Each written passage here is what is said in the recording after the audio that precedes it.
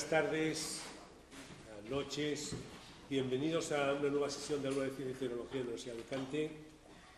Muchas gracias por estar ahí. Sin vosotros, como digo siempre, no hay aula. Estamos metidos en mitad del ciclo de fusión nuclear. Ya hemos tenido 4 conferencias, la última fue la del profesor Perlado, y nos queda solo una de Hidalgo, que será de una fecha muy mala, el 10 de junio, 14 de junio, junio, junio. Creo que acabaremos el ciclo. María José Caturla, que es la coordinadora del ciclo, pues hará un pequeño resumen. La verdad creo que tal como van yendo las cosas, ha sido un ciclo que desde el punto de vista, digamos, de interés es incuestionable. La verdad es que hoy tenemos un tema que es computación y salud, que probablemente el año que viene lo seguiremos con otras cosas, pero creo que sería importante. El ponente es Alfonso Valencia Herrera, que es el director del Departamento de Ciencias de la Vida del Barcelona Supercomputing Center. El Barcelona Supercomputing Center hemos visto muchas cosas aquí. Hemos traído varias veces a muchas personas, la dirige un buen amigo nuestro, el profesor Mateo. Pero la verdad que una cosa importante es que la verdad que la idea salió casi espontánea. Una de las veces que estuvimos hablando de supercomputación y la inauguración de cursos hará con una conferencia sobre supercomputación cuántica, que creo que, en fin, va a estar interesante también. Pues la verdad es que creo que lo de traer a nuestro querido amigo Alfonso Valencia creo que ha sido una gran idea. Va a moderar la conferencia Virgilio Girard, director de la Escuela Politécnica de la Universidad de Alicante. Es un ingeniero informático de nuestra universidad. Creo que es una persona que tiene un currículum de los que ha estado en el sector público, en el sector privado, ha cogido y ha sido capaz de desarrollar temas sobre estrategia de gestión empresarial y técnicas de integración. La verdad que queramos o no queramos, los temas de inteligencia artificial, los temas de gestión informática, todo esto va a ir, no es que va a ir, está en este momento calando todo y tenemos que espabilarnos. Yo creo que es importante. Tiene un currículum bueno, muy bueno, y creo que es una persona que sobre todo tiene un gran interés. Yo siempre que le hemos invitado viene a estas cuestiones porque me parece importante. La verdad es que él va a ser el que va a presentar a Alfonso Valencia, porque creo que es más correcto, y únicamente daré unas pinceladas. Es un profesor ICREA, un tipo de profesores que existen en Cataluña que está muy bien concebido como idea de incorporar a personas de reconocido prestigio al mundo de la docencia. Es una persona que además es director del Instituto Nacional Español de Bioinformática, cumple la misión de estar en el Barcelona Supercomputing Center, que es un centro de computación a nivel del Estado, que tiene una gran cantidad de actividades y que en cierta manera está a la cabeza, pero y a la vez al servicio de las necesidades informáticas de los españoles, de las universidades, La verdad es que a mí me gustaría decir muy pocas cosas, pero lo que sí me gustaría decir es que el tema que va a tratar hoy, el tema de la computación y salud, es un tema que es muy importante. Mirad, hace unos días entraba en la Real Academia Española una persona, una académica, una nueva académica, y decía en la lección inaugural que iba a intentar cambiar la Real Academia Española. Una de nuestras más viejas academias incorporaba a una persona de inteligencia artificial precisamente con ese fin. Esto va a estar en todos los sitios y yo creo que nuestro país, que es un país que se moderniza, a pesar de visto por lo menos yo creo que se moderniza. Aquí en Alicante tenemos muchos grupos que trabajan en inteligencia artificial. Yo creo que es una ocasión buena para poder pensar en que la nueva universidad, la universidad que tiene que ir creándose a partir de ahora, tiene que incorporar muchas de estas cuestiones, de manera no de vez en cuando o una conferencia o tal, sino incorporándose a ella. Igual en este país nos hemos incorporado siempre a las modernidades, no pasa nada. Lo que hay que dejar es que ocurra. Y yo creo que la gente, yo me acuerdo siendo un chaval por los años 64, por ahí, me quedaba sin dormir en el centro de IBM de la Universidad Complutense para poder pasar mis tarjetillas. Bueno, quedaba ridículo. La verdad que la capacidad de aquello era menor que mi teléfono móvil, una cosa rápida e inmediata comparado con aquello. Pero bueno, realmente hay una cosa, creo que es importante. Y eso es lo que hace la universidad. Intentar poner al servicio de los ciudadanos las cosas nuevas que van surgiendo. Y yo creo que esto no, en el caso de la salud, es fundamental. Y Gerard, tú tienes la palabra. Pues muchísimas gracias, Salvador. Mi presentación va a ser breve porque ya prácticamente pues, has contado muchas cosas sobre el invitado, sobre Alfonso Valencia Herrera. Hemos estado conversando pues, durante una hora y algo y la verdad que ha sido pues, muy enriquecedor. Quiero agradecer también al Aula de Ciencia y Tecnología, que trae pues, estas ponencias muy interesantes y que también pues, a nivel en el que yo me encuentro, ¿no? Dirigiendo pues, la Escuela Politécnica Superior de la Universidad de Alicante a nivel formativo, pues creo que es interesante ver la perspectiva y sobre todo el alcance de multidisciplinaridad que se requiere, ¿no? En estos temas. Alfonso es de formación biólogo y bueno, ahora es un gran bioinformático y con más de 450 publicaciones y hemos estado hablando también de esa transformación, ¿no? de unos campos de conocimiento hacia la integración con un campo de conocimiento ahora tan necesario y tan transversal como es la ingeniería informática, ¿no? y la informática y la computación. Creo que incluso Magdalena me ha dicho, la decana de ciencias, que no ha podido estar, no ha podido venir, pero creo que hubiese sido también muy interesante porque desde el punto de vista de la Facultad de Ciencias pues ahí vemos también un poco las sinergias, ¿no? entre unas facultades y otras, y muestra de ello pues eso, el máster que se va a sacar desde ciencias en ese sentido, ¿no? Computación científica. Entonces creo que es muy interesante y que además pues hemos estado comentando y que es una línea de perfiles también que van a necesitar en los próximos años y que es importante pues que también desde las universidades pues lo promovamos, ¿no? Bueno, Alfonso Valencia, como ha comentado Salvador, es director del Departamento de Ciencias de la Vida del Centro de Supercomputación de Barcelona, es director del Instituto Nacional Español de Bioinformática y promotor de la red Elixir, luego nos contará también sobre ese tema, coordinador del Data Pillar de iniciativa del Impact de Medicina Personalizada en España, que nos ha estado hablando de él, pero también lo va a contar y es muy interesante. Además hay un presupuesto muy elevado y creo que aprovecharlo pues creo que es una obligación, ¿no? Y bueno, ahora comentaremos porque me ha parecido súper interesante, ¿no? La cuestión de la recogida de muestras y de todo lo que implica ese proyecto. En sus líneas de investigación pues, se han centrado en los métodos de biología computacional y su aplicación a la medicina y a los problemas médicos, medicina personalizada, y también es el fundador de la Red Española e Internacional de Bioinformática y expresidente de la Asociación Internacional de Bioinformática. Con el currículum que tiene, incluso con todas las publicaciones, y es un referente también a nivel nacional e internacional, pues creo que nos va a dar una ponencia, nos va a iluminar, ¿no? con esas cuestiones que nos va a comentar ahora sobre también las necesidades que tienen también en el Centro de Supercomputación y hacia dónde va pues, el futuro en este caso de la bioinformática, ¿no? Así que sin más, pues le cedo la palabra a Jesús. Muchísimas gracias. Muchas gracias. Prefiero hablar de ti porque... Bueno, primero muchas gracias por la invitación. ¿Se verá o debajo? Yo, con su permiso, voy a quitar la chaqueta también. Yo venía preparado para unas lluvias torrenciales y mucho frío, pero me he encontrado que no es así.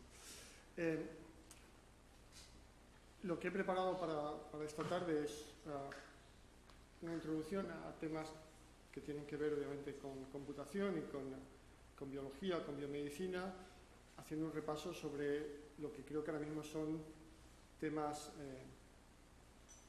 en parte están en la mente de todos y creo que estamos en un momento crucial de la historia en este sector. Pero primero, aunque entiendo que ya lo han visto ustedes anteriormente. Quería introducir brevemente el Barcelona Supercomputing Center, que es el Centro Nacional de Supercomputación. Esta es la imagen icónica. El ordenador acabó un poco por casualidad en una capilla, lo cual, como estas cosas que no se planean, pues ha salido muy bien. Tenemos unos 350.000 visitantes que han pasado por Barcelona. Empezamos a competir con el museo más visitado, que es el de Barça. El ordenador que tenemos ahora mismo es Maelstrom 4, por tanto somos una infraestructura nacional y europea. El ordenador lo usan investigadores españoles y europeos que solicitan proyectos y corren aquí. Por tanto, es una infraestructura al servicio de la ciencia. Y a su vez somos un instituto de investigación, un centro de investigación bastante grande. Ahora estamos hemos pasado esa cifra de 800 científicos. Para un instituto es bastante grande, dividido en 4 departamentos. Un departamento de Earth Science que se dedica a hacer cálculos sobre el clima, son parte del Mission Earth, el gran proyecto europeo para generar un modelo de la Tierra y la atmósfera completo, muy dedicado al cambio climático. Un departamento de ingeniería que se dedica a aplicaciones de física, a problemas variados, claramente dinámica de fluidos. Un departamento de Computer Science, y conocen ustedes a Mateo Valero, pues Computer Science es Mateo Valero, diseñando ordenadores o software. Y mi departamento, que es el Departamento de Ciencias de la Vida.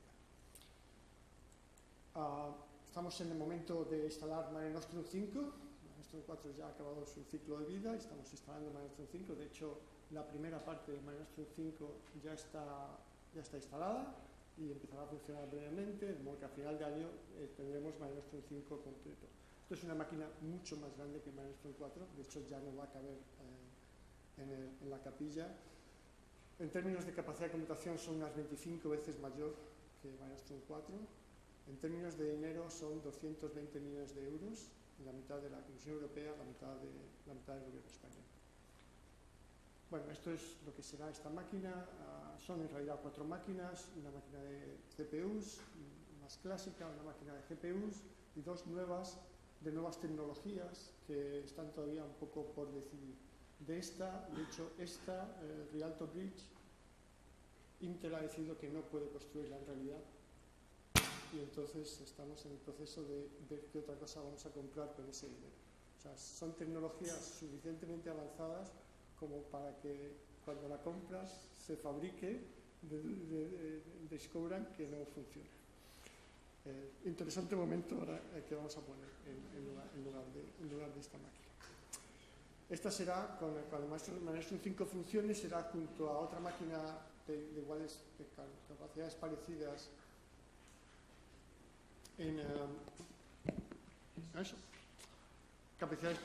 en Finlandia y otra en Italia. Serán las 3 máquinas de media esa escala en Europa. Este año, o más bien el año que viene, se instalará otra aún más grande en Alemania y el año siguiente otra aún más grande en Francia. Esto está bien porque hasta ahora las máquinas anteriores han sido máquinas españolas, aunque luego se consorciaban con las otras para hacer proyectos, pero ahora de pronto se convierte en una infraestructura europea, lo cual creo que es bueno en términos de estabilidad y de coordinación y de capacidad en Europa para obviamente competir con China, Japón y Estados Unidos. Bueno, pues en este ambiente es en el que desarrollamos, por tanto, las cosas que hacemos están muy relacionadas con el uso de grandes recursos computacionales. Esta es una visión un poco general de qué hace mi departamento. Ahora mismo somos unos 170 personas, 6 grupos de investigación y 7 unidades. Hacemos muchas cosas de datos, cómo se organizan los datos en el área de biología y biomedicina, y hablaré un poco de esto.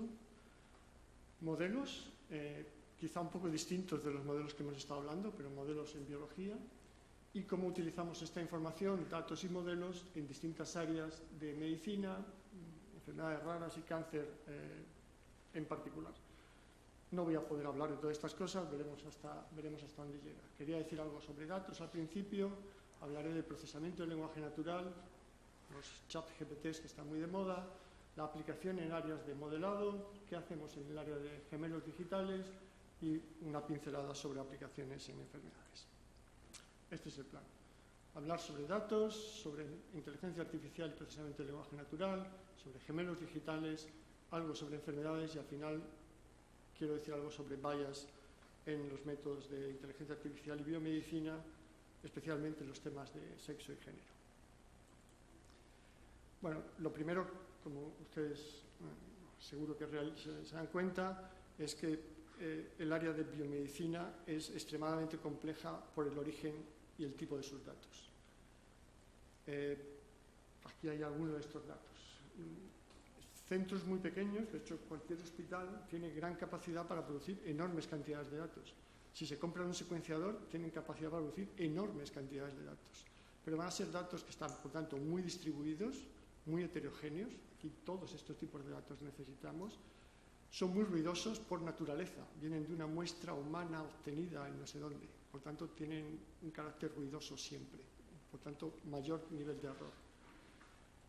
Además, están muy asociados unos con otros. Para entender un dato sobre genomas, tengo que entender el dato de las enfermedades que ha tenido esa persona, o de los fármacos que ha tenido, o de sus datos médicos o de imagen.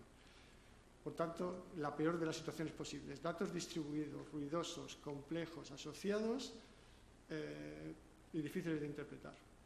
Cuando comparamos esto con los datos en física o en ingeniería, el Supercollider produce muchísimos datos, pero son todos iguales.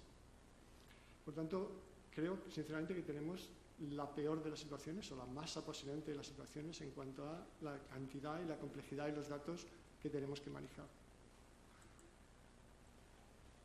¿Cómo estamos organizados? Un poco de visión general de la organización de los datos en Europa. Por una parte, en estos días y estoy hablando del uso de los datos para investigación, básicamente. Se está organizando algo que se llama el European Health Data Space, es la discusión entre los países y en el Parlamento Europeo sobre cómo se va a poder acceder y en qué condiciones y con qué posibilidades y con qué elementos a los datos en biomedicina para su uso en investigación. Pero a su vez hay proyectos para qué tecnología se va a utilizar. Proyectos pilotos para demostrar distintas tecnologías. Nosotros coordinamos el proyecto piloto en el que se usan datos genómicos en el ámbito médico. Esto tiene que ver directamente con un gran proyecto europeo que se llama el proyecto del millón de genomas, que hace años los países europeos decidieron que iban a crear la tecnología para ser capaces de compartir datos de 1 millón de genomas entre los distintos países. Cómo se encuentra la información, cómo se colecciona, cómo se organiza, etcétera, etcétera. Esto ha llegado a un punto en el que este año el proyecto ha dicho estamos listos, la tecnología está lista, tenemos suficiente tecnología para compartir información de 1 millón de genomas entre los países europeos. Entonces se ha creado otro proyecto que se llama el European Genomic Data Infrastructure, en el que los países y la Comisión han dicho, pues vale, si estamos listos, vamos a implementar esa tecnología en los países.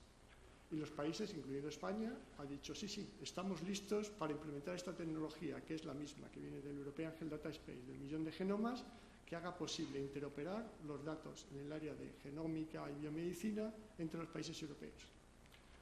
La implementación, esto pasa en el área más de datos genómicos y biomédicos. En paralelo hay otro gran proyecto, el European Cancer Imaging Initiative, que pone juntas todas las bases de datos en cáncer, pero cáncer SIBE de prototipo, en biomedicina. De modo que, de nuevo, es lo mismo. ¿Cómo vamos a ser capaces de compartir y analizar esa información entre los países europeos? ¿Cómo se implementa esto en los países? En el caso de España, es un proyecto de investigación, es una infraestructura de investigación financiada por el Instituto de Salud Carlos III, que se llama IMPACT. Y eso tiene 3 pilares, como está en la diapositiva. El primer pilar es crear una cohorte, es decir, seguir a personas sanas que se representen a la población española, por tanto está representado todos los territorios, a las que esas personas se les va a seguir durante su vida, tomando encuestas y tomando muestras, de modo que podamos ver cómo progresan, y obviamente van a tener enfermedades, cómo se van siguiendo esas enfermedades. Otros países, en especial el Reino Unido, tiene una cohorte que es ahora mismo la mayor fuente de información. La mayor parte de los proyectos de seguimiento de enfermedades se realizan con esta cohorte de Inglaterra. Bueno, pues esta será la cohorte estándar. El tercer eje es el eje de genómica. Como un clínico deduce que en un caso necesita un análisis genómico, ordena ese análisis genómico, se toma una muestra adecuada, esa muestra va a un centro de secuenciación. En España hay 3 centros de secuenciación con capacidad para hacer esto, estando normalizado, teniendo los ISOs y todo esto. Hacen el análisis genómico, se analiza esos genomas y se le devuelve la información al grupo clínico y al paciente que lo solicitó. Y el eje entre medios es Impact Data, que es el que nosotros coordinamos, que es el que se encarga de poner orden en todos estos datos, implementar lo que se ha desarrollado en Europa en el millón de genomas y demás, usando las herramientas disponibles y implementar el tipo de caso de uso del European Health Data Space. O sea que esto es como cuando se alinean las estrellas y tal. Por razones históricas se han alineado la directiva europea, el proyecto de millón de genomas, la normativa para implementarlo en los países y los proyectos, en nuestro caso el español, pero igual en los otros países, que van a implementarlo. Veremos. Esto es una operación de riesgo. ¿Seremos capaces de implementarlo de un modo razonable y seremos capaces de utilizar esta información de un modo que realmente produzca un cambio significativo en la forma en la que podemos hacer ciencia a partir de los datos médicos? Bueno, pues dependerá de estas infraestructuras. Hay aquí decisiones que se han tomado a todos estos niveles sobre cómo van a organizarse los datos y cómo van a ser los métodos que se van a utilizar para analizarlos. Y estas se convierten en directivas. Hay que hacer esto si quieres coordinarte y funcionar de un modo colaborativo con el resto de los países. Esta es la estructura actual de Impact Data. Hay grupos de investigación y luego tenemos asociados, como parte del proyecto, a todos los institutos de investigación, casi todos los institutos de investigación del país, con lo cual tenemos una cierta capacidad para implementar cosas en el sistema. Cuando digo tenemos, y no voy a entrar en detalles técnicos, cuando digo tenemos herramientas, pues esta es la maleta de Impact. Tenemos una maleta de herramientas que están desarrolladas con su documentación y su software y demás, que decimos, bueno, si usted quiere poder participar en esta cadena de información a nivel europeo, esta es la maleta, tiene que implementar estas cosas. Y obviamente, dependiendo de su capacidad, podrá implementarlas a distintos niveles, Cómo acceder a los datos, cómo encontrar los datos que necesito, qué herramientas necesito para analizar esos datos, cómo creo entornos en los que se puedan analizar los datos de un modo seguro, y qué sistemas de autorización y autentificación voy a disponer. Por tanto, no estamos hablando aquí de entelequia, sino de cosas concretas que hay que implementar para poder hacer análisis de genomas en entornos médicos. Contexto de medicina personalizada. No voy a entrar en cada una de esas herramientas, ni mucho menos, solo muestro una. Esto es una base de datos que se llama el European Genome Phenome Archive, que es la base de datos donde se guardan los genomas humanos de utilidad médica, posible utilidad médica. Entonces, esta base de datos existe, es muy grande, son como unos 17 petabytes de datos, que es una barbaridad, compartidos entre el Instituto de Informática Europeo y el BSC como sitio de almacenamiento. ¿Por qué esto es importante, que exista esta base de datos? Este es un ejemplo. Esto es un estudio genómico. Aquí un grupo en Cambridge, en el Sanger Center, analiza cáncer de páncreas metastático y analizan un montón de genomas y analizan esos genomas adecuadamente y tienen la información sobre esos genomas que nos indica cuáles son los genes y mutaciones que están alterados en esos pacientes con ese cáncer. Y lo hacen público y lo ponen en EGA. Años después llega otro grupo, en este caso en Estados Unidos, que analiza esa información desde el punto de vista molecular. Estos son biólogos moleculares. Empiezan a analizar los datos para encontrar qué genes de toda esa colección de genomas son los que pueden ser oncogenes, causantes relacionados con este cáncer de páncreas. Encuentra que hay un gen en concreto que está relacionado con el cáncer. Esto es un descubrimiento, esto es un paper en Cell, en biología molecular. Años después, un grupo clínico en China toma estos datos y lo pasa a una terapia, una estrategia terapéutica basada en los 2 genes que han encontrado en los grupos anteriores. Esta es la virtuosidad del círculo de los datos abiertos. Si los datos no hubieran estado disponibles en EGA, no se podría haber hecho todo esto. Están abiertos, pero no para cualquiera. Tienes que pedir, obviamente, tu permiso ético para utilizarlos. Tiene que ser un proyecto científico razonable. Pero esto está pasando todo el tiempo. Hay cantidad de grupos que piden datos de EGA, utilizan datos de EGA, hacen un descubrimiento molecular que luego se traslada a medicina. Esta es la idea y de hecho es la realidad de lo que pasa con ese tipo de cosas. Cambio de perspectiva ahora, y esto viene de la idea de cómo se va a organizar esto en Europa. Tal y como viene en la organización del European Health Data Space, no va a ser posible seguir manteniendo una sola base con todos los datos allí puestos. Lo que vamos es a una base de datos federada. Ya hay una estructura de EGA federada en la que cada país mantendrá sus datos, pero tendrá los recursos para poder hacer proyectos federados. Podrá analizar esos datos sin sacarlos de su entorno legal. Y esto es fundamental, que se pueda hacer este análisis federado es el punto crucial del desarrollo de la genómica y la medicina genómica en Europa al menos. ¿Esto es teoría o esto es práctica? Bueno, pues estos son dos vídeos, porque últimamente para convencer a distintos entornos políticos hace falta un vídeo en el que se demuestra que en España, en 4 sitios distintos, un investigador que esté acreditado puede llegar a esos 4 sitios y ver los datos para los que tiene autorización y no los datos para los que no tiene autorización. El permiso funciona y es el permiso, la acreditación que se va a utilizar en Europa. Además, puede utilizar esos datos, en este caso son datos genómicos, en 4 sitios, una vez que tiene permiso, para lanzar un software que esté en el sistema, para analizar esos datos en esos 4 sitios sin sacarlos de sitio, obtener resultados agregados y completar su estudio. O sea que esto no es una teoría, esto es una demostración, puede verse, dejo la diapositiva, se puede ver el vídeo y funciona. Por tanto, cuando digo que estamos desplegando tecnología que funciona, es que tenemos tecnología que funciona. Podemos resolver el problema de analizar cohortes a través de distintos sitios con una tecnología que es la misma que están usando nuestros colegas en otros países.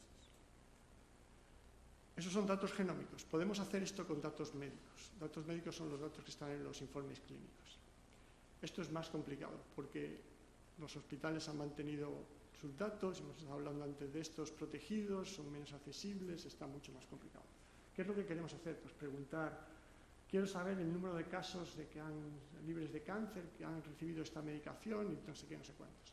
Quiero que esa pregunta vaya a distintos sitios donde hospitales o repositorios en los que la información esté normalizada, pueda resolverse la pregunta y hay un algoritmo que nos diga, nos devuelva los datos agregados. Hay tantos pacientes con este tipo de incidencia, han tomado esta medicación o lo que sea. Bueno, no tengo el vídeo todavía. De hecho, me han mandado el vídeo hoy, pero no lo he puesto en las diapositivas. Esto es un proyecto hecho entre el Clínic en Barcelona, el 12 de octubre en Madrid y en el vídeo también se ha añadido el Virgen de Rocío en Sevilla, en el que demuestran cómo son capaces de coger datos de sus data lakes, ponerlos en un repositorio OMOP y normalizarlo entre ellos de modo que sean semánticamente interoperables, es decir, que estemos seguros de que cuando se dice una cosa se dice la misma en todos los sitios. Son 3 hospitales suficientemente grandes, suficientemente distribuidos. No tengo el vídeo, pero pondremos luego el vídeo. O sea, esto funciona, no es teoría. Es decir, la tecnología va, antes lo hablamos también, va quizá un poco por delante de... Luego te encontrarás con problemas de... Hay otro hospital que quiere adherirse, pero su sistema, su jefe de IT le dice que no pueden, pues tiene un sistema de seguridad, no sé cuánto. Hay problemas políticos o legales, pero no tecnológicos. Tecnológicamente podemos hacerlo. Y hay pero esto es una visión simplificada. Obviamente estos son unos 3, 4 proyectos en los que se están probando distintas tecnologías para hacer este tipo de operaciones, en la que un investigador se ponga en el ordenador y pregunte una pregunta sobre pacientes, enfermedades, genomas, y sin saber cómo le devuelva la información, encontrando los sitios sin que él tenga que saber o ella tenga que saber dónde está la información, sin que él o ella tenga que saber cuál es la computación que necesita, y el sistema haga todo esto de un modo transparente. Eso no lo tenemos todavía, pero de nuevo, estos son distintos proyectos, incluyendo IMPACT, en el que estamos probando distintas tecnologías para hacerlo. Pero al menos tenemos una que sabemos que cubre unos mínimos.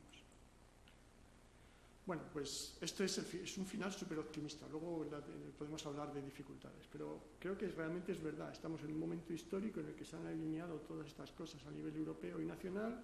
Tenemos una razonable capacidad humana, una razonable capacidad de dinero y una demostración de que tenemos elementos para hacer posible este análisis de datos, esta interoperabilidad de los datos y poder crear estas cohortes virtuales y analizar pacientes de determinada enfermedad que están distribuidos en distintos sitios.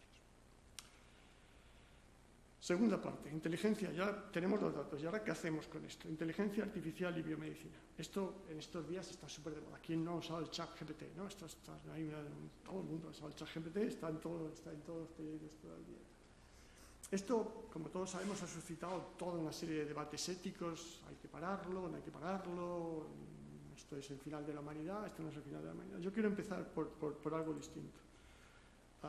También es inteligencia artificial, también es machine learning. Esto es 2021, hace 2 años, el mejor descubrimiento científico que hizo la humanidad en ese año, de acuerdo con Science, fue resolver el problema del plegamiento de las proteínas.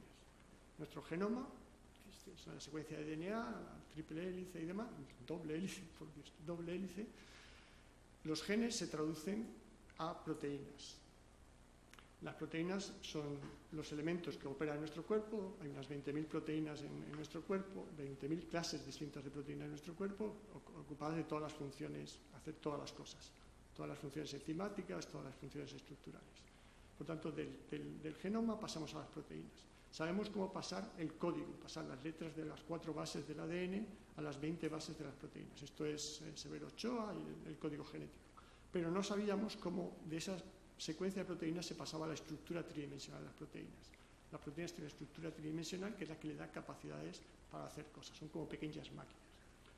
Yo a esto he dedicado 35 años y sinceramente pensé que me moriría sin haber visto la solución. Nos íbamos aproximando, íbamos mejorando, pero en pequeñas etapas. En 2021, al final de 2020, hay una competición internacional sobre quién es mejor haciendo esto y DeepMind, una compañía de Google, el presidente es directores de MIS Hasselweis, resolvieron el problema al 98% de satisfacción. Dado una secuencia, tienen un sistema de machine learning que predice la estructura de las proteínas. Ya está. De hecho, se ha llevado los 2 premios este año, se ha llevado como de los creadores de la inteligencia artificial, Princesa de Asturias, y por esto del aplanamiento de proteínas, con otros, entre nosotros, el Fronteras de Conocimiento de la Fundación de Biología. A mí este ejemplo obviamente me gusta porque yo he trabajado en esto muchos años, pero también me gusta porque cuando hablamos de inteligencia artificial acabamos pensando si va a arruinar a la humanidad. Bueno, esto no tiene nada de malo. Resuelve un problema, el código es abierto, las proteínas que han resuelto son públicas. Ahora cuando vas a la base de datos no tienes el gen, sino tienes la estructura de la proteína con su posible función. Nos sirve para entender mutaciones, nos sirve para todo tipo de cosas. El número de descubrimientos y cosas hechas en 2 años, está cambiado un campo, es un campo de la ciencia que de un día para otro cambia radicalmente. Para un cristalógrafo que antes tenía que pasar posiblemente años intentando resolver la estructura de una proteína nueva, poniendo átomos pesados y resolviendo el problema de fases, ahora lo puede resolver por reemplazamiento molecular en semanas o días. 200 millones de proteínas de estructura resuelta, modelos fiables. Este es un paper de una compañía en Nature el año pasado diciendo ahora lo usamos para diseñar nuevos fármacos. El diseño de fármacos ha cambiado completamente. Antes lo hacía sin saber ni estar muy seguro de la estructura, o teniendo que resolver la estructura por cristalografía. Ahora puedes empezar a jugar con estas estructuras, con modelos como quieras. Por tanto, al menos creo que se me debe conceder que no toda la inteligencia artificial va a acabar con la humanidad. Hay una parte de la inteligencia artificial que hace progresar a la humanidad muy rápidamente. Entramos en la otra parte de la inteligencia artificial que está en boca de todos estos días, los GPTs, los grandes modelos de lenguaje. En el BSC llevamos años desarrollando modelos de lenguaje. El modelo de lenguaje en castellano es María, el modelo de lenguaje en catalán es Aina, y estamos colaborando con los otros proyectos de catalán, de gallego y vasco en un sistema de lenguas cooficiales. ¿Qué quiere decir esto? Pues que se están entrenando con grandes cantidades de textos. En España tenemos una suerte enorme porque la Biblioteca Nacional está encargada de recoger todos los textos de todas las web en España, en todos los idiomas. en España. Entonces, esto es una fuente de datos única. Otros países no tienen algo tan grande como esto. Ahora estamos en negocios para tener una copia en el BSC de todos los datos de la biblioteca para que todo el mundo pueda acceder a ello. La biblioteca no tiene capacidad para sentirlos. Entonces, esos son los datos que se utilizan para entrenar estos modelos. Pero solo tenemos un GPT-2. El GPT-3 es el que se usa en el ChatGPT y hay un GPT-4. Es decir, nuestra tecnología se ha quedado atrás porque Mare Nostrum 4 no da para más. No tenemos capacidad computacional en Europa para calcular un modelo tan grande como el que calcula Meta o OpenAI. Hasta aquí hemos llegado. Pero aún así, somos el único lenguaje oficial, el español es el único lenguaje oficial europeo que tiene un modelo de lenguaje. O sea que tampoco estamos tan mal en competición. Y estamos haciendo bueno, María se está usando, lo estamos usando compañías, lo estamos usando distintos sistemas. Estamos listos para sacar antes del verano el GPT-3, o sea, un modelo equivalente al que está, de hecho no es un modelo, es una colección de modelos equivalente al que está detrás del ChatGPT. ¿Por qué? Primero, porque será un modelo abierto, lo podrá usar cualquier compañía sin tenerle que pagar a OpenAI. Segundo, porque necesitamos ser capaces de competir tecnológicamente. No podemos estar solo quejándonos de que los americanos están haciendo no sé qué con el ChatGPT. Tenemos que tener capacidad para saber dónde está la tecnología y cómo desarrollarla. Tenemos que tener personas formadas, tenemos que tener el software. Todo esto no es trivial hacerlo. Por lo tanto, creo que es fundamental desde el punto de vista del país tener nuestras propias herramientas. Y esto es nuestra herramienta en este área competitiva de los modelos de lenguaje. Hay mil cosas que decir, que no voy a decir. Estaré encantado de discutir sobre cómo se tunean estos modelos, cuántos millones de parámetros tienen, etc. Pero por lo que lo traía aquí hoy es porque, obviamente, lo que nos interesa es qué nos dice esto en el área de biomedicina. Ahora tenemos el supermodelo del lenguaje, pero el supermodelo del lenguaje no va a entender los textos médicos, porque no se ha entrenado con textos médicos, tiene un lenguaje súper complicado, están llenos de abreviaciones. De hecho, si lees un informe médico no es ni siquiera un lenguaje, las frases no están completas, no tienen estructura, etc. ¿Qué es lo que hemos hecho? Esto es una colaboración con el Clinic en Barcelona, es entrenar un sistema basado en el modelo de lenguaje en colaboración con los clínicos. Ellos nos han ayudado anotando textos clínicos, lo usamos para reentrenar el modelo, lo devolvemos y lo hemos corregido durante un año. De modo que ahora tenemos modelos de lenguaje que son capaces de entender los textos en castellano. Como aquí hay un montón de cosas que no sabemos por qué pasa. Lo hemos entrenado con los textos y nos preocupaba mucho que los textos en Barcelona son una mezcla de castellano, catalán e inglés. Bueno, pues al sistema no le ha importado nada, ha aprendido castellano, catalán e inglés sin ningún problema. Y tampoco sabemos muy bien por qué. Esto es lo que tenemos, ¿no? Son ejemplos. Estos son textos en los que identificamos 23 clases de conceptos. Síntomas, enfermedades, fármacos, procedimientos, las profesiones. En la profesión del paciente, en la profesión del familiar o del sanitario. ¿En qué situación está el paciente? Todo ese tipo de cosas podemos encontrarla y cubrimos muy decentemente la información, encontramos fechas y somos capaces de organizar las cosas de acuerdo con cuándo han pasado, encontramos negaciones. Esto en los textos médicos es fundamental, porque los médicos funcionan básicamente por descartar, no tiene tal, no tiene tal, no tiene no sé cuánto, y encontramos incertidumbres, podría ser no sé cuántos. Esto es importante, porque claro, luego a la hora de analizarlo quieres saber si es una afirmación, una negación o una incertidumbre. Esto es como lo de las proteínas. Yo pensé, trabajando en este área mucho tiempo, que nunca vería este nivel de resolución. Esto no es posible con las tecnologías que usábamos hace 3 años. Esto es posible con los nuevos modelos de lenguaje. Bueno, se pueden hacer muchas cosas con esto. Estas son de hoy. Esta me la ha mandado Martin Crowley, que es el jefe de grupo que trabaja en este área. Los modelos de lenguaje en Estados Unidos superan el examen de medicina con un 86,5 de GPA. O sea, y se le dan mucho mejor las preguntas complicadas que las preguntas sencillas. Los papers son apasionantes porque es muy interesante. Pero este es súper interesante. Los modelos supergrandes, el GPT-5, el GPT-4, lo hacen peor que un modelo más pequeño entrenado propiamente con los textos médicos. Y esto es lo que vamos a ver ahora todo el tiempo. Los modelos supergrandes están muy útiles para tenerlo en tu ordenador y preguntar cosas generales. Pero cuando quieres resolver el problema en un área científica determinada, medicina, pero puede ser cualquier otra, un banco que quiere entrenar sobre sus datos, va a usar una cantidad mucho más pequeña de datos reentrenando con el modelo grande. Por eso de vez en cuando sale esto de ha aprendido no sé qué idioma, porque ahora puedes coger un idioma que tenga muy pocos datos, el vasco, y reentrenas con los textos en vasco sobre la base en castellano, inglés o lo que sea, y aprende a hablar en vasco. Esto es también un poco mágico, pero es así. Y por eso funciona mejor modelos más pequeños, entrenados con mejores textos, que modelos más grandes que no están especializados en un área determinada.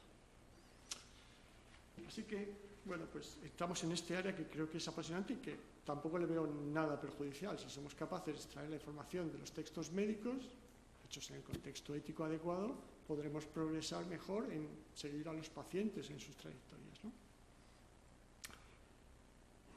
Vamos a un área más especulativa y aún más aventurera. Esto es una proyección, ya sabes, sobre cuántos datos sintéticos y reales va a haber en el mundo. Antes hablábamos de las fotografías tuneadas. Una fotografía inventada por alguien se convierte en un dato sintético. 2030 habrá muchos más datos sintéticos que datos reales. Nos vamos a mover en este universo de datos inventados. Y pongo un ejemplo de para qué usamos datos inventados en medicina. Esto es una enfermedad rara, medulloblastoma, niños con cáncer de cerebro. Esto obviamente es terrible como enfermedad, pero además son muy pocos casos, con lo cual no se pueden hacer grandes estadísticas, tengo muy poquitos casos. Nuestro problema es que hay pocos casos, pocas observaciones, afortunadamente desde el punto de vista humano, pero desgraciadamente desde el punto de vista científico, ¿no? Entonces, claro, no puedo empezar a comparar muchas cosas, es muy difícil hacer progresos por falta de datos. En este caso, el problema es que hay, en esta enfermedad hay cuatro clases, la que está en verde, la que está en azul, que están muy bien separadas, cada puntito es un niño. Los separo con datos genómicos y conozco las reacciones moleculares y dependiendo de cómo se clasifica, el tratamiento va a ser distinto y el pronóstico va a ser distinto. Pero luego hay otras dos clases, la G3 y la G4, que están mal definidas. No hay suficientes casos y no sé muy bien si son dos clases distintas, si son una, no tengo muy claro cuál es su base molecular tampoco. Aquí la propuesta, y esto es, como digo antes, más hacia el futuro, es qué pasa si ahora uso los datos que tengo, entreno un sistema y proyecto nuevos datos, genero datos nuevos. Los datos nuevos son los niños inventados, son los niños en azul. Lo que me dice esta proyección es que los grupos G3 y G4 son un solo grupo porque cuando genero nuevos datos van a caer justo entre el G3 y el 4. No me caen entre el verde y el azul y tal. Los datos no me dicen que haya ya nada entre medio. Me dice que hay solo entre estos dos. ¿Es esto verdad? ¿No es esto verdad? ¿Son esos casos reales o no son reales? Cuando miro, ¿qué puedo mirar? Miro su composición, ¿qué me dice acerca de esos genes? Tiene mucho sentido. Los genes, pues esto está hecho con información genómica, de esos grupos corresponden a funciones que tienen que ver con el proceso de la enfermedad de estos niños. ¿Puedo manipular esta información? Me lo creo y ahora digo que es un solo grupo, no me lo creo. ¿Hasta qué punto tengo confianza en estos datos sintéticos? Esto va a ser una pregunta fundamental. Si tengo confianza, resuelvo un problema biológico. Si puedo tener confianza, puedo resolver un problema biológico. Y este es quizá el tema más importante referido a la inteligencia artificial con el que nos vamos a enfrentar en el futuro. Cuando yo hablaba de que, cuando decía lo de las proteínas está muy bien, es porque cada vez que generan un modelo de proteínas viene con un número que me dice cómo es de fiable cada aminoácido de esa predicción. De modo que me dices, 90% fiable, he validado el modelo y sé que me lo puedo creer. El GPT-3, el ChatGPT, no tiene un número de confianza. No sé si lo que me está diciendo está bien o no. Estos datos sintéticos, en la medida en la que le puedo asignar un número de confianza, sé que me lo puedo creer o no, podré utilizarlos o no. Para mí la discusión hacia el futuro de la inteligencia artificial no es tanto si la legislo, si la cierro, si la hablo, si no sé cuánto, sino cómo garantizo que viene asociada a un número que me diga cómo es de creíble, cómo es de fiable la información. Esto se convierte en una locura. Esto entra en es anecdótico, pero a mí me parece, desde el punto de vista sociológico, como charla de café, fascinante. Esto mismo que estamos haciendo de generar niños, Meta lo ha usado para generar proteínas. Ahora pueden generar la estructura de todas las proteínas conocidas o por conocer, y han generado no los 200 millones de antes, sino 617 millones de proteínas. Todas las que hay conocidas en la biosfera. Pero además pueden generar proteínas nuevas. Para cualquier secuencia que tú le dices, te inventas una secuencia y él te dice si eso de verdad va a ser una proteína nueva o no. Esto tiene una implicación biotecnológica. Si hay una patente sobre una proteína, puedo generar una nueva que haga lo mismo.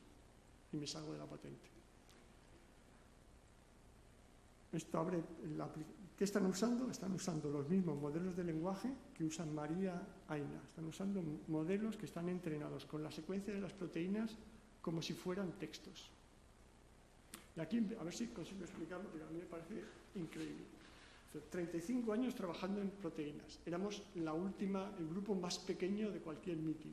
Estos locos que hacen predicción de estructura de proteínas, súper pequeño. Ahora de pronto Meta se dedica a la predicción de estructura de proteínas para competir con Google, con OpenAI y con los otros. Es increíble, a mí me parece absolutamente increíble que las mayores compañías del mundo se estén dedicando como campo de batalla a predecir estructura de proteínas. Obviamente esto tiene que ver con demostrar que son mejores que nosotros y tal, pero yo creo que esa no es la razón.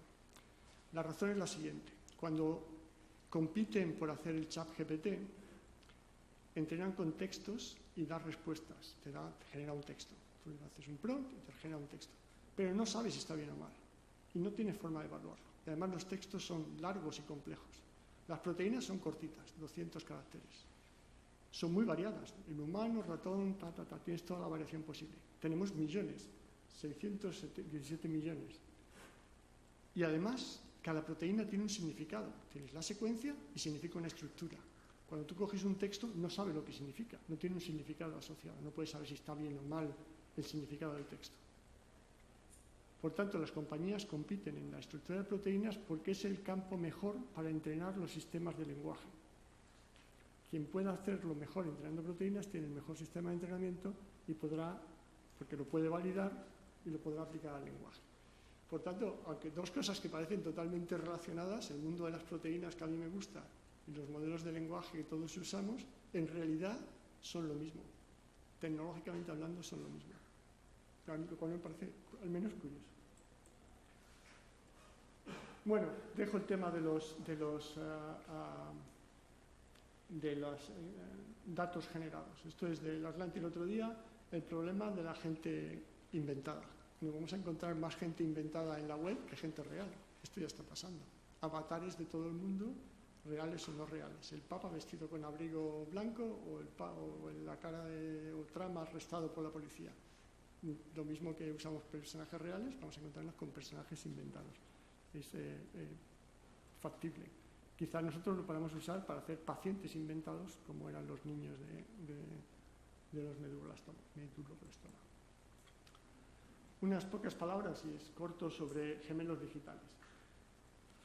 Digamos que hay dos universos que deben de encontrarse. Uno es este universo del Machine Learning. Cojo datos y aprendo características y hago predicciones de proteínas o de lenguaje o de lo que sea.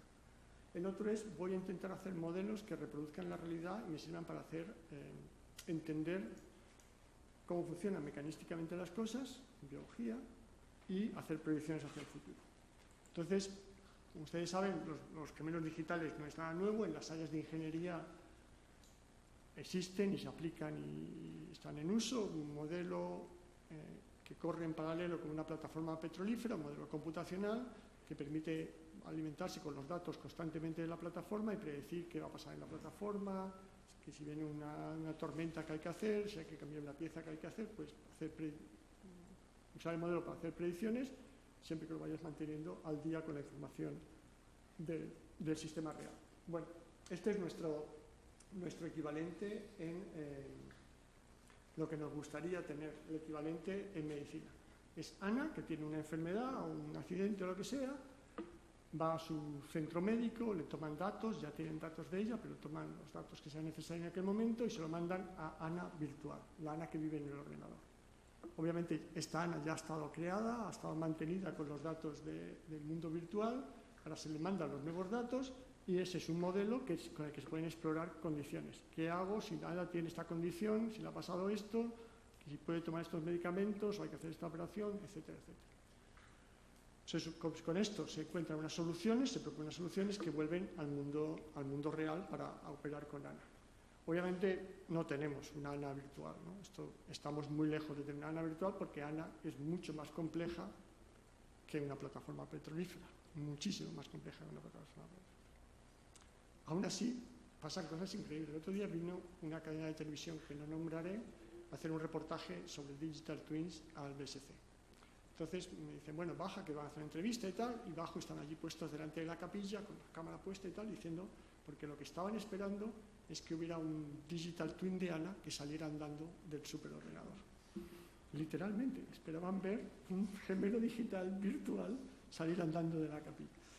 Me costó explicarles que el superordenador no genera nada en un momento, que no existe un gemelo digital y que no iban a ver nada por el estilo. Se fueron muy desilusionados. Están dispuestos a creer. Esto no lo tenemos. La pregunta que suelo hacer a los estudiantes con esta diapositiva es: ¿tendremos un gemelo digital de Ana dentro de 100 años? Hostia, 100 años. En 100 años puede pasar cualquier cosa, ¿no? En 100 años. ¿Y en 50? Bueno, han pasado tantas cosas en los últimos 50 años que ¿por qué no?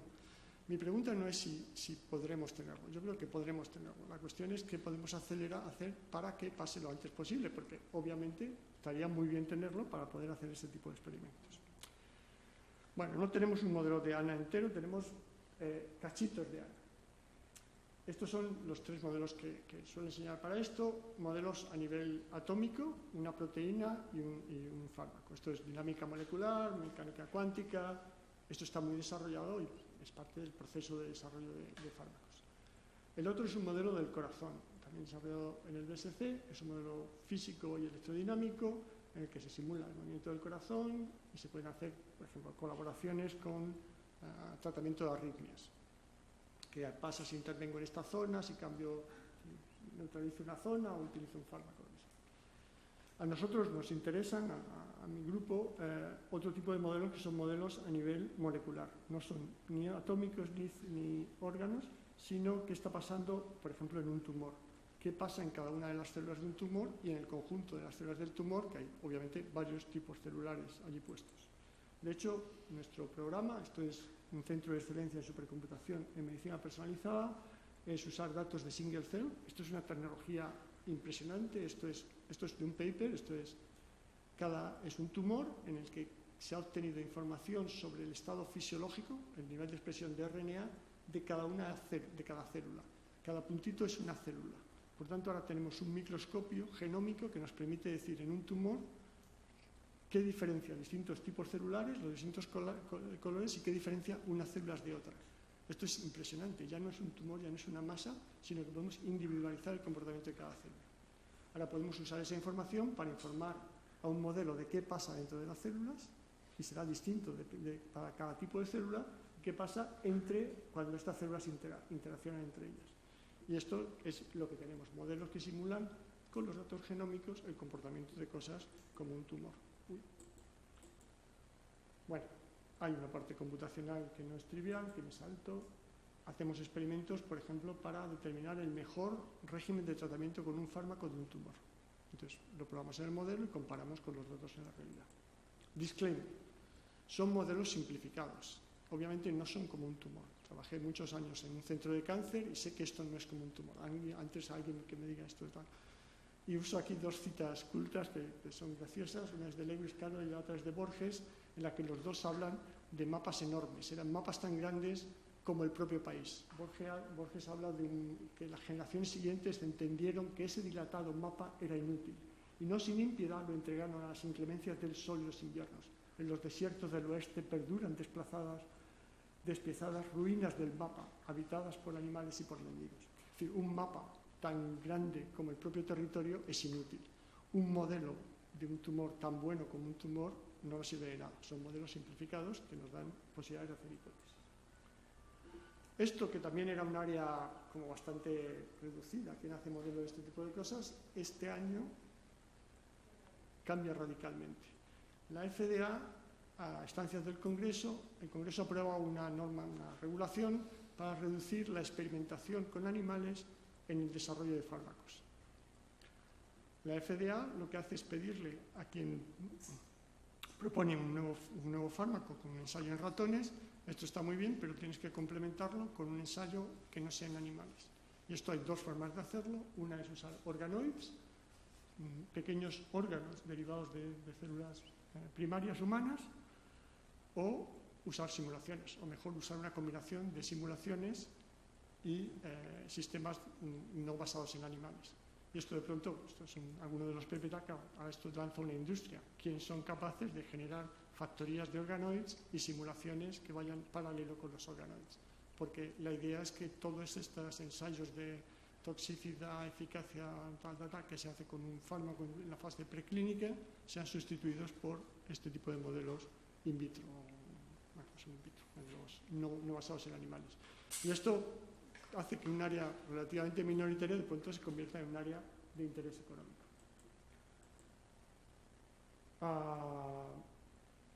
Me voy a saltar las enfermedades raras porque voy tarde y mal. Y simplemente quería terminar con dos diapositivas sobre este tema que creo que nos preocupa como sociedad y nos preocupa en el departamento especialmente. Por razones históricas vivimos en una situación en la que hay un tremendo sesgo de sexo en los estudios biológicos. Y a su vez esto está pasando a su vez lo mismo en los métodos de Machine Learning. Y esto es muy preocupante. De hecho, esto da para mucho. Aquí vengo a vender mi libro, pues no es mi libro, pero es el libro de mi departamento, mis colegas en el departamento, sobre Sex and Gender Bias in Technology and Artificial Intelligence Applied to Biomedicine and Healthcare. O sea, esto da para un libro y para más de un libro, porque hay suficientes problemas en medicina y en inteligencia artificial relacionados con los sesgos de género, el sexo y género, como para escribir un libro. Y lo dividimos en los riesgos positivos y negativos. Los riesgos negativos son cuando usamos un sistema de Machine Learning que discrimina por razones de sexo o género. Los sesgos positivos es los que debemos de introducir para que los estudios médicos estén equilibrados entre hombres y mujeres. Ejemplos de Machine Learning. Esto es una prueba sobre el reconocimiento facial. Bueno, pues los sistemas de reconocimiento facial funcionan muchísimo peor en personas de color que en personas blancas. Y dentro de todo esto, muchísimo peor en mujeres negras que en mujeres blancas, o que en hombres blancos, o que en cualquiera de las otras combinaciones. Pero de un modo estadísticamente significativo. ¿Por qué? Porque se han entrenado muy mal. Pero esto que parece anecdótico sigue pasando ahora, o sea, no se ha corregido. En biomedicina, ejemplos. Esto es el sistema de señalización del dolor. Las mujeres y los hombres tienen dos sistemas de señalización del dolor distintos. Entonces no se puede tratar el dolor ni de la misma forma ni con los mismos fármacos. Esto es los estudios hechos sobre hombres o mujeres. La mayor parte de los estudios son estudios preclínicos, son ratones machos o hembras, básicamente. La inmensa mayor parte de los estudios, salvo los que son sobre reproducción, están solo hechos con ratones machos. Las conclusiones luego se van a aplicar igual a hombres y mujeres, o a ratones machos y hembras, y luego extrapolarse a hombres y mujeres. Nuestro bias es tremendo en los estudios biomédicos. Esto tiene solución. Es un problema complejo, tiene que ver con los datos. Si no, los datos no tienes los datos en los estudios, si el experimento no se ha hecho con ratones hembra, no lo tienes. Tiene que ver con cómo se tratan los datos, tiene que ver con los algoritmos, con la implementación y con la interpretación. Tiene solución, pero hay que querer solucionarlo. Un problema que no se quiere solucionar, no se puede solucionar. Hay sesgos históricos, sesgos de representación, sesgos de medición, sesgos de cómo se implementa, sesgos de agregación y sesgos de evaluación. Sesgo de agregación es tremendo. Tú puedes tener un estudio, 2 estudios bien hechos, con datos equilibrados y demás, y al juntarlo se produce un sesgo. Y es muy difícil, más difícil controlarlo o predecirlo. Por tanto, bueno, creo que habiendo estado hablando de datos en biomedicina, inteligencia artificial, creo que es necesario acabar hablando de los sesgos, y particularmente los de sexo y género, porque es la mitad de la población. Acabo con esta diapositiva y cierro con esto. Esta es una publicación de Marta Melé, uno de los grupos en el departamento. Ellos lo que han hecho es esto de single cells, secuenciar todas las células individuales de órganos y tejidos en una población. Entonces ahora se preguntan, para el hígado, tengo los datos de single cell de toda una colección de personas a las que los he secuenciado. ¿Qué es lo que me diferencia más los datos? El sexo y la edad. Son los 2 grandes determinantes. Pero claro, si yo he estado estudiando la expresión génica en hígado hasta ahora, no he tenido datos para saber qué correspondía a hombres y qué correspondía a mujeres. Si no tenemos datos, estamos en la oscuridad. Por tanto, he hablado de inteligencia artificial y las maravillas que podemos hacer en medicina o en biomedicina, pero vuelvo al principio. Si no tenemos los datos, estos datos disponibles y accesibles, no podemos hacer nada. El conjunto, hay que comprar el conjunto entero. Datos organizados y accesibles y métodos que estén equilibrados. Muchas gracias.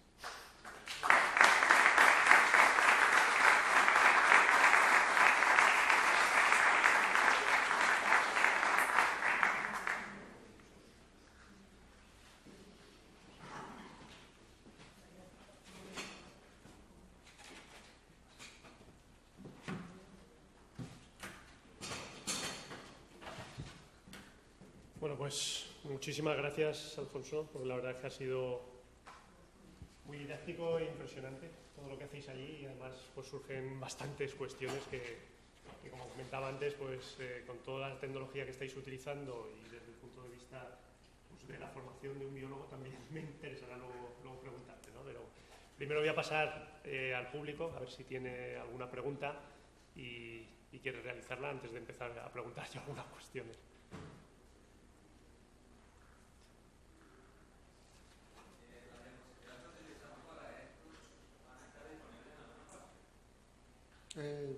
Por mí sí, si las queréis poner vosotros o si no... Sí, nos las puedes dejar. Las puedes dejar, ¿no? Y las dejamos en...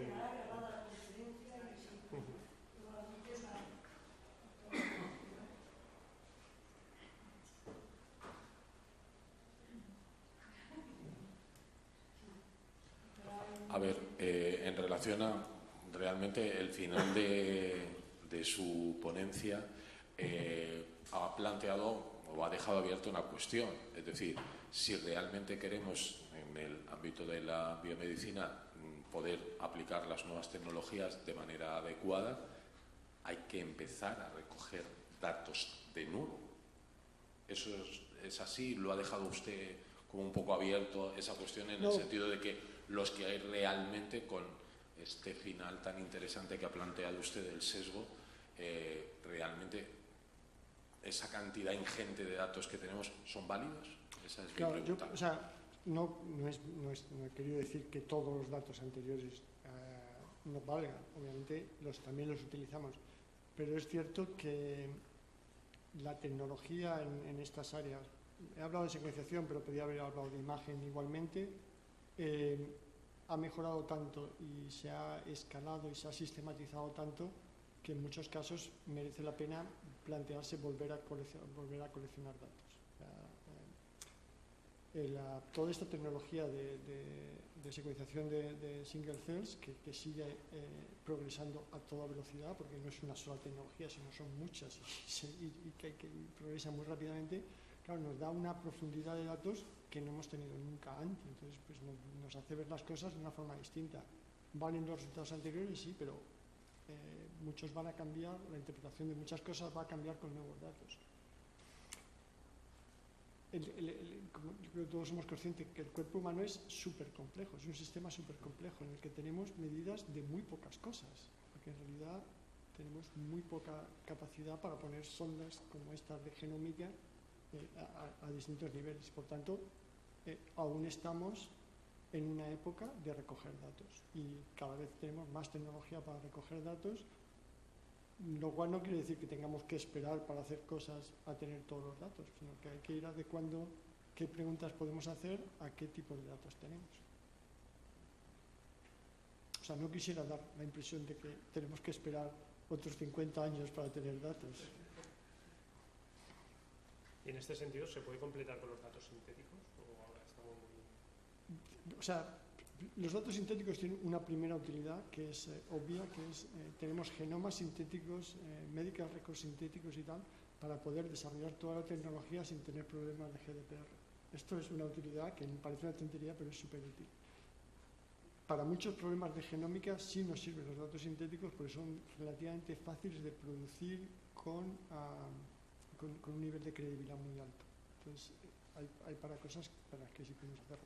Para problemas como el de Marta Melé, no, porque es la primera vez que exploramos esa parte de la realidad.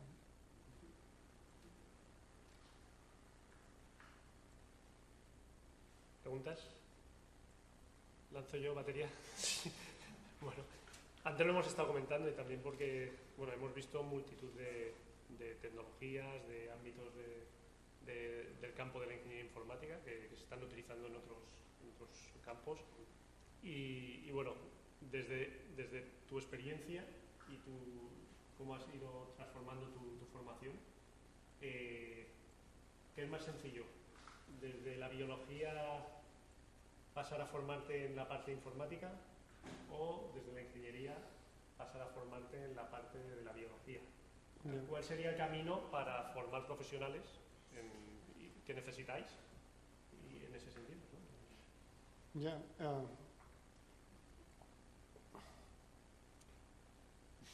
No, vamos, yo creo que la respuesta, al menos para mí la respuesta es obvia, ¿no? Cuando vas a trabajar en campos, lo hablamos antes, en campos tecnológicos, y cada vez esto es un campo más tecnológico, he puesto los datos de single cell y no sé cuántos, pero me da igual, los medical records o las imágenes y no sé cuántos, tienes que tener un nivel de competencia suficiente, al menos para entender qué es lo que está pasando. Y esto es formación de médicos, biólogos o lo que sea, para poder entender qué es lo que le están dando. Creo que sin un nivel de competencia suficiente es muy difícil enfrentarse a lo que se le viene encima en cualquiera de estos ámbitos. Si además de entender qué es lo que está pasando vas a desarrollar en ese área, obviamente tienes que tener una formación en un área de física, matemáticas, ingeniería o lo que sea que te haga capaz de desarrollar nuevos métodos, nuevos algoritmos, combinar algoritmos o desarrollar cosas. La forma en la que yo he contado esta vez es, si tu carrera profesional va a ser el desarrollo de algoritmos o métodos, mejor tu formación es mejor que sea en matemáticas, en física, pero luego si tu campo de trabajo va a ser en datos y federación de datos, lo lógico es que vas a necesitar saber muy poquito de la parte biológica para hacer un buen trabajo. Hay un libro muy provocativo de Pavel Pesner, que es un bioinformático muy famoso, que empieza diciendo, estas 2 páginas son todo lo que tienes que saber sobre biología. Yo creo que es una provocación y él mismo sabe mucha más biología que esa, ¿no? Si por el contrario vas a desarrollar una carrera de investigación en un área de biología molecular o genómica o no sé cuántos, creo que para formular problemas científicos quizá es mejor que tu formación de base sea biología como forma de pensar y luego adquieras las competencias adecuadas para poder hacer tu trabajo. Lo que pasa es que eso que he venido diciendo durante mucho tiempo era algo como estudia biología y luego haces un máster en bioinformática. Y luego pues haces un postdoctoral y te dedicas a una carrera científica en el área de biología con un complemento de bioinformática. Ahora creo que eso ya no es suficiente, que ya no es suficiente un barniz de bioinformática. Creo que los biólogos tienen que cambiar de forma de pensar y pensar que no es distinto de química o de física, que tienen que tener los instrumentos suficientes para analizar sus propios datos completamente. Y esto me cuesta decirlo porque seguimos teniendo másteres de bioinformática en la que tenemos biólogos a los que les damos un año, 2 años de bioinformática, pero empiezo a pensar que esto es cada vez más insuficiente porque el área se ha tecnificado de tal forma, o sea, generado datos y métodos que hace que esto sea cada vez más difícil suplirlo con un máster de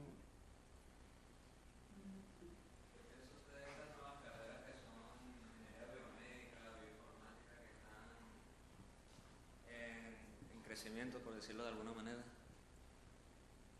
Bueno, o sea, no pienso en nada así en general, ¿no? Pienso que la idea de que haya una ingeniería cuyo campo de aplicación sea la biología o la medicina, me parece bien porque esos son los profesionales que tienen la formación suficiente para luego desarrollar los sistemas de inteligencia artificial, los sistemas aplicados a la biomedicina, los medical records, las imágenes, etcétera, etcétera.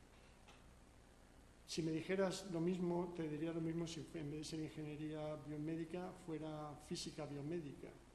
Físicos que van aprendiendo biología porque luego van a resolver los problemas de los microscopios de fuerza, por ejemplo, ¿no? O sea, creo que hay... Y esto, obviamente, yo tengo una visión muy sesgada, ¿no? Creo que la biología tiene problemas súper fascinantes, la biomedicina tiene problemas súper fascinantes que atraen a todo el mundo porque tienen mucho que ver con nosotros y nuestras cosas y que necesitan profesionales de todas las áreas, con formación básica en matemáticas, física, ingeniería y demás.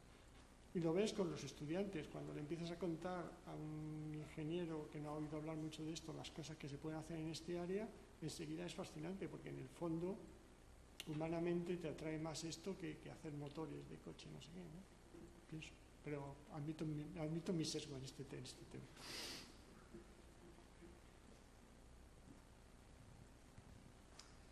Hola, buenas tardes. A mí me preocupan los datos sintéticos. Has comentado que quizás habría que evaluar de alguna forma la fiabilidad de esos datos sintéticos generados, ¿no?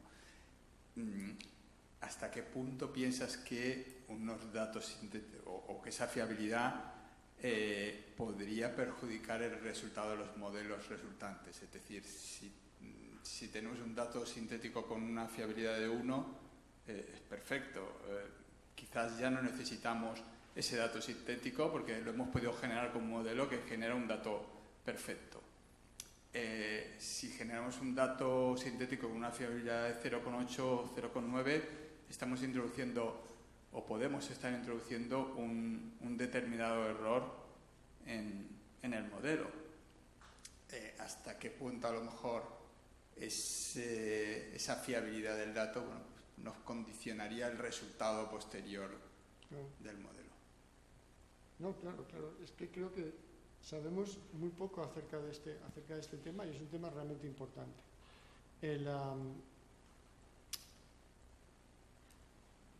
Primero, la fiabilidad de un dato sintético, uno de esos niños, genomas de niños con una enfermedad, está en el contexto de cuál es la propia variabilidad de los datos que ya tengo.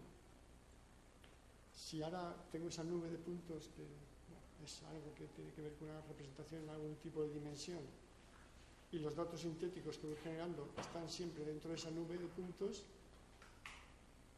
están dentro del error tolerable. El problema es cuando empiezan a alejarse de esa nube de puntos, hasta qué punto se alejan. Y claro, en qué dimensión estoy hablando y con qué consecuencias. Y esto tiene que ver con cómo lo voy a validar. Puedo sustraer los datos, volver a generarlos, mirar si me caen donde caían los otros datos.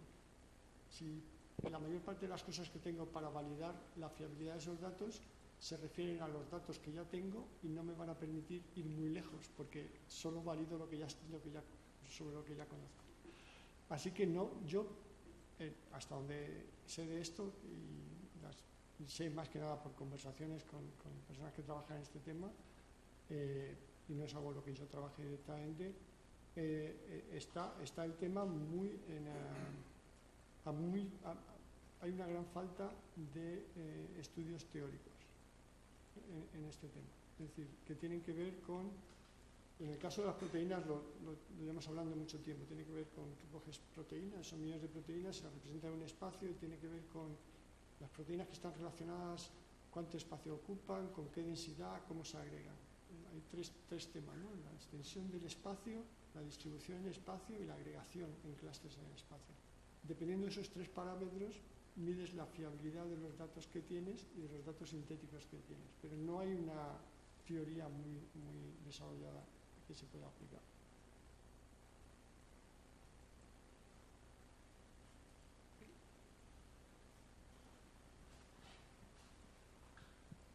Sí, Alfonso, lo primero que quería era agradecerte la presentación y sobre todo felicitarte por los magníficos resultados que nos has presentado, esos muchos años de trabajo y además apasionante. Yo venía con una expectativa muy alta sobre las posibilidades de la inteligencia artificial, de la sobrecomputación, de Big Data, ¿no?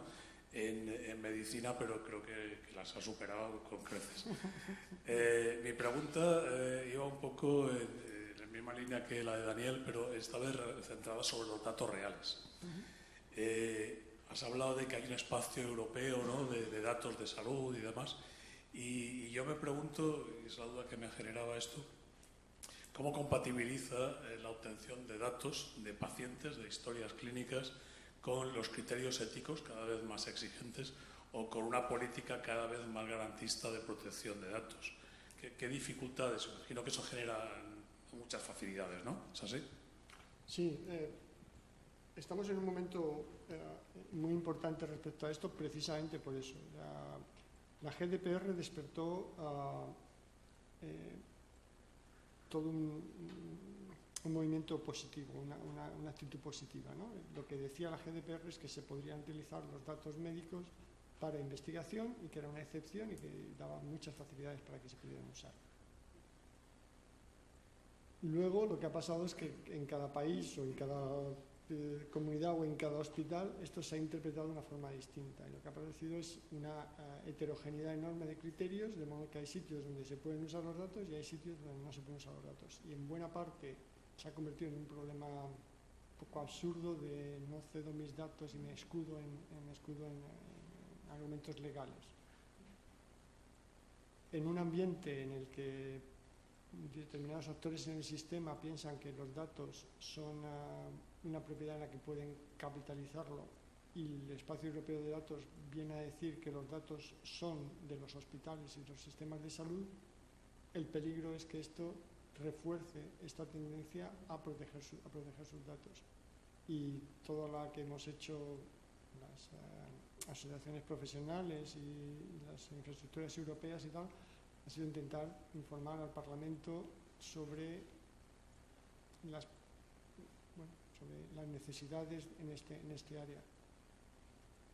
Y por otra parte, lo hablamos antes, demostrar que la tecnología, hay suficiente tecnología como para que esto no sea un problema. Si esto, cuando llega en el Parlamento, empieza a convertirse en esta visión de no nos vamos a arriesgar y una visión cada vez más cerrada, pues puede acabar puede acabar mal para la investigación en Europa. Bueno, con estas cosas, pues haces lo que puedes a nivel político, que no es mucho, y haces a nivel técnico demostrar que hay soluciones suficientes. Yo todavía soy optimista, medianamente optimista, porque es cierto que hay muchas fuerzas de contrarreacción conservadoramente respecto a la protección de los datos y mucho miedo a que se diga que los datos son expuestos, pero hay mucha presión de las asociaciones de enfermos, de las compañías, de los investigadores y de buena parte de la sociedad para que se puedan utilizar los datos.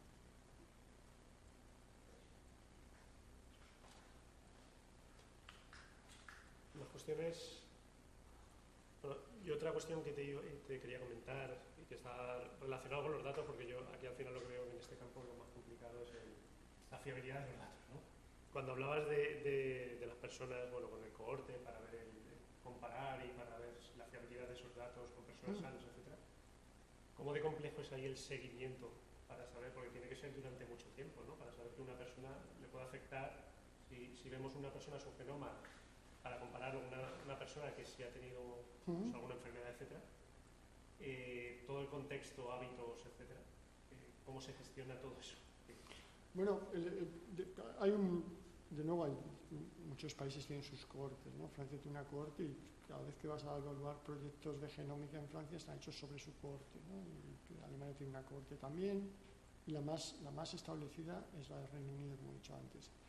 Y funciona, empezaron con un conjunto muy grande de personas que van siguiendo y funciona pues bien, cada cierto tiempo está muy bien pensado. Cada cierto tiempo le ofrecen, cuando la tecnología lo permite, nuevos estudios. ¿Quién se apunta a hacerse no sé qué? Claro, todo el mundo, todos los que están en la corte se apuntan a hacerse no sé qué porque le devuelven un dato sobre su propia salud, ¿no? Entonces, pues periódicamente dice, ahora datos de imagen, ahora vamos a hacer no sé qué, cuando van teniendo dinero, proyectos, van completando la cohorte con nuevos datos. De modo que ahora, cuando tú quieres hacer cualquier estudio de población, lo que haces es pedir acceso, te lo dan.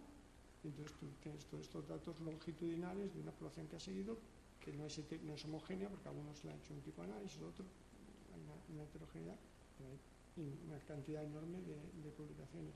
Tengo un amigo que su padre está en la corte y está encantado de ir, porque cada 6 meses va a la consulta donde no sé cuántos.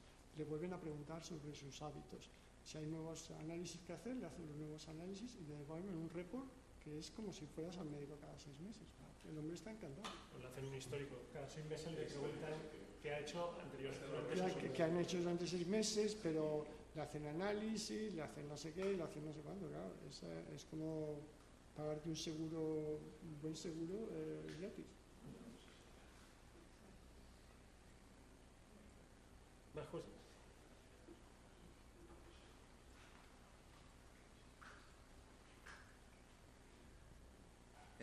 El tema de los gemelos digitales no me quedó muy claro. ¿Podrías recapitularlo otra vez, por favor? Bueno, no sé si puedo recapitular todo. La idea es simplemente tener un modelo que sea suficientemente bueno como para reproducir las características principales de un sistema, y te puedes imaginar un motor. Tengo las piezas del motor, sé cómo funciona, tengo su estructura y puedo tener una simulación que me diga cómo funciona, pero a su vez en la misma simulación puedo hacer qué pasa si se estropea una pieza. Y de ahí deducir que tengo que tener repuestos porque es más probable que pase esto y se estropee esta otra pieza. Y hay modelos de estos impresionantes. Estuvimos viendo un modelo en el que hacían las carreras estas de los americanos que van en óvalo, que reproducía el funcionamiento en tiempo real, la carrera y el funcionamiento de los coches. Entonces tenía un modelo de los coches y un modelo de la carrera. Y tú constantemente le estaba dando datos reales. Entonces decía, ahora en el modelo dice, que se ha vertido aceite en no sé dónde. Y el modelo iba a predecir qué coches iban a salir con el aceite del otro lado. Se pueden hacer cosas a un nivel, hay modelos, una de las cosas que hace el BSC son modelos de la ciudad. Tiene un modelo de alta resolución de Barcelona, con toda la circulación del aire en todas las calles, la cantidad de polución, seguidos durante años con los datos, y el modelo se extiende durante años. Entonces pueden predecir, dependiendo de las condiciones, le vas dando datos de cada día, van a predecir lo que va a pasar en las etapas siguientes. Y puedes predecir cuáles son las intervenciones. Por ejemplo, en las calles estrechas poner árboles es una idea fatal porque lo único que hace es retener la contaminación, contraintuitivo, ¿no? La cuestión es, ¿podemos hacer esto para un humano? La respuesta es no, porque no tenemos los detalles suficientes como para hacer esto para un humano. ¿Podemos hacerlo para piezas de un humano? Bueno, pues hay un modelo del corazón que es convincente, hay modelos de pulmones, hay modelos de riñones que son relativamente fáciles, hay modelos, mis muchachos están en una conferencia sobre modelado del sistema inmune. El sistema inmune es súper complicado, ¿no? En la medida en la que tenemos conocimiento para poner las piezas y sus interacciones, empezamos a generar modelos que tienen un nivel de resolución determinado. Y volvemos al problema de los niveles de resolución. O sea, es algo como digitalizar el cuerpo humano.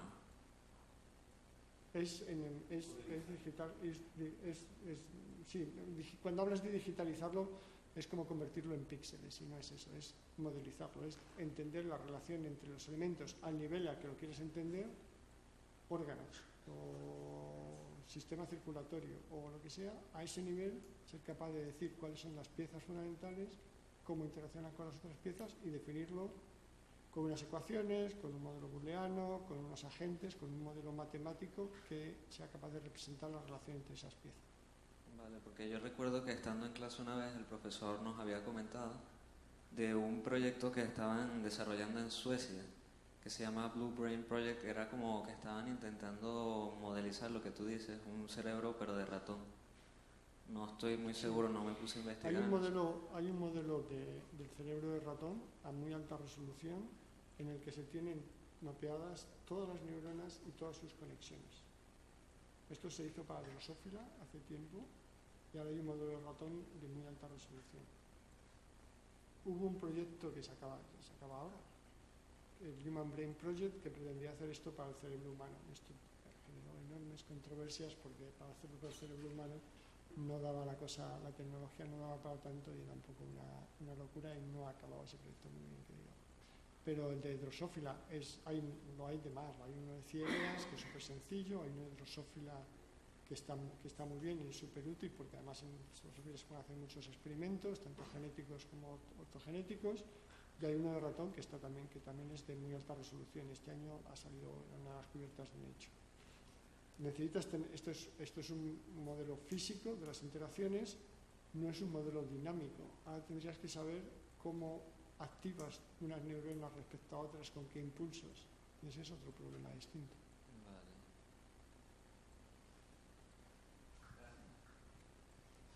¿Alguna cuestión? Bueno, pues yo creo que agradecer a Alfonso la ponencia y el conocimiento que nos has transmitido y que han podido ver pues, todos los compañeros y compañeras que han venido aquí.